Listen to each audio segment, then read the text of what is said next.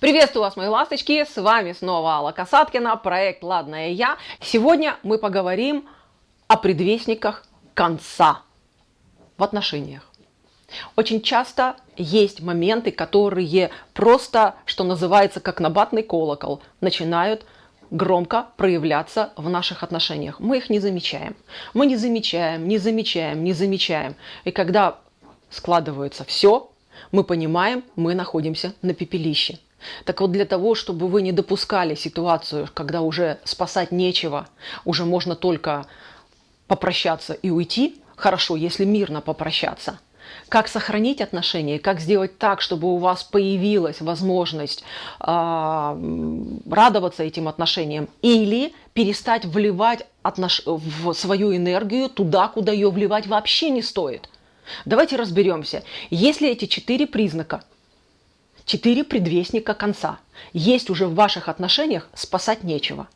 Если что-то только начинает проявляться, тогда еще есть над чем работать, есть что изменить, чтобы отношения улучшить. Итак, разбираемся. Если вдруг мы не знакомы, меня зовут Алла Касаткина, я психолог, почти 20 лет помогаю женщинам быть счастливыми и любимыми. Ссылка на мой сайт вот. Там есть очень много полезной информации для вас. Красная кнопка под видео, подписываемся на канал, и тогда вы будете в курсе всех новинок на канале. Ну а комментарии и ваши лайки любит YouTube, люблю их я, поэтому ставьте смелее. Вы подсказываете мне, что стоит продолжать эту тему. Итак, первый предвестник конца, самый важный, на который обычно не обращают внимания под видом того, что, боже мой, да ну этим грешат все, милые бронятся, только тешатся. Это даже не скандалы, это критика. Это критика, когда один партнер начинает другому вставлять шпильки. Там, а ты такая, а ты такой, а ты не такая, а ты не такой, мог бы поступить иначе, мог бы сделать это.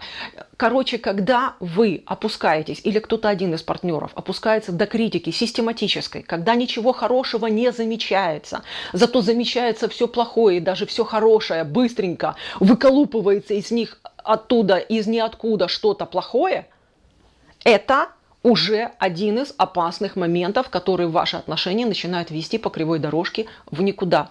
Поэтому, как только вы слышите в свой адрес критику, пресекайте или разбирайтесь, почему так недоволен ваш партнер. Следующий, не менее неприятный момент, который тоже ведет к разрыву, однозначному, как только он усиливается, это попытка постоянно демонстрировать свое превосходство. Я умнее, чем ты. Я лучше знаю. Я лучше в этом разбираюсь. Там, моя мама там сказала, причем даже если вы подтягиваете внешние авторитеты для того, чтобы укрепить свою позицию, это все говорит о том, что вы показываете свое превосходство. Ты глупый, ты ничего не понимаешь, да откуда тебе знать, да что ты можешь делать. Это все про это. Когда один из партнеров систематически демонстрирует свое превосходство над другим, он просто давит и принижает все, что привносит второй партнер в отношения. Неважно, кто этим грешит, вы или ваш партнер.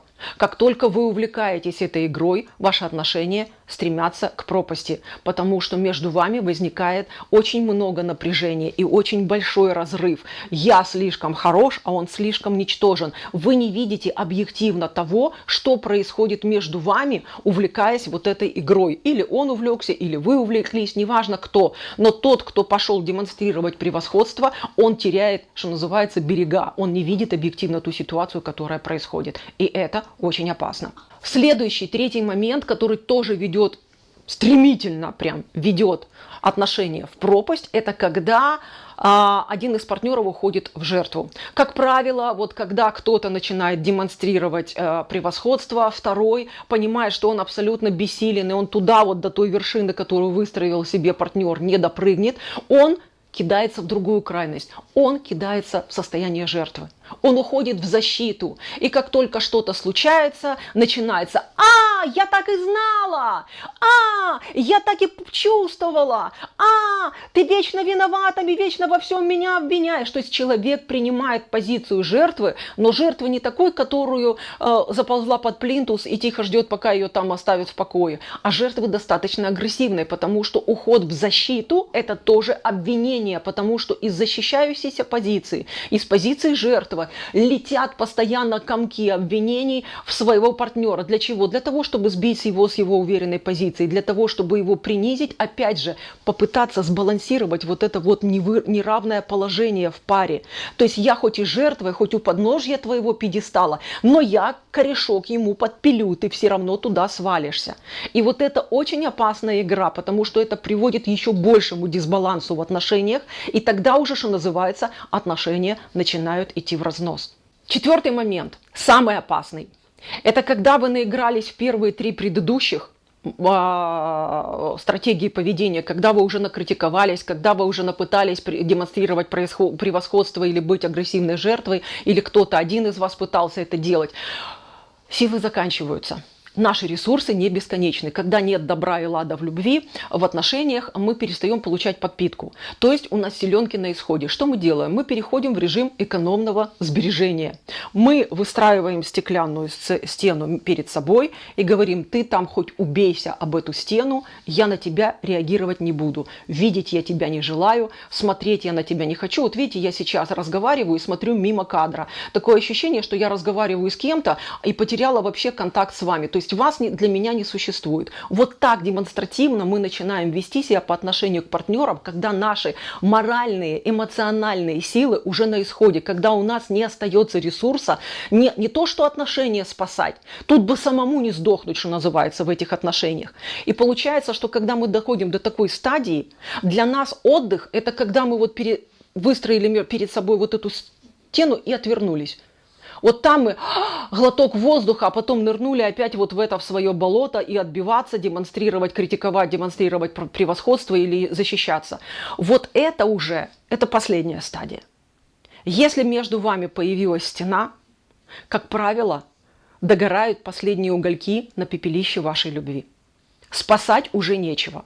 К сожалению, спасать уже в этой ситуации нечего. Бороться не за что. Разговаривать можно тогда, когда есть желание и силы у обоих партнеров сохранить отношения. Когда отношения важны для обоих, тогда еще есть что спасать. Но если у вас, вот вы сейчас слушали мое видео, и вы насчитали все 4 момента, спасать уже нечего. Увы, спасать нечего. И лучше вовремя расстаться, для того, чтобы не разрушить остатки уважения друг к другу, для того, чтобы сохранить, если у вас особенно есть дети, сохранить возможность заботиться о детях, думать о будущем этих детей, не потерять контакт, который важен для детей, для их взросления. Поэтому важно вовремя расстаться тоже. Выбор, конечно, за вами. Но знайте, если все эти 4 момента присутствуют в ваших отношениях, как правило, спасать уже, к сожалению, нечего. Если вы хотите со мной поспорить, если вы хотите мне доказать и рассказать, что у вас все эти 4 момента есть, а вы безумно счастливы, любимы, окрыленные в своих отношениях, пишите, я с удовольствием порадуюсь за вашу историю. Я даже приведу вас примером, может быть, даже сниму о вашей семье видео. Но если у вас есть истории, когда вы точно нашли все эти моменты в ваших прошлых отношениях, в ваших нынешних отношениях, расскажите об этом здесь, в комментариях. Может быть, я дам вам совет. Может быть, мы порадуемся тому, что вы вовремя вышли из этих отношений. Во всяком случае, зафиксируйте для себя это, чтобы это стало вашим опытом и пригодилось вам в будущем. А мы с вами встретимся в следующих видео. С вами была Алла Касаткина, проект «Ладная я». Пока-пока, ласточки!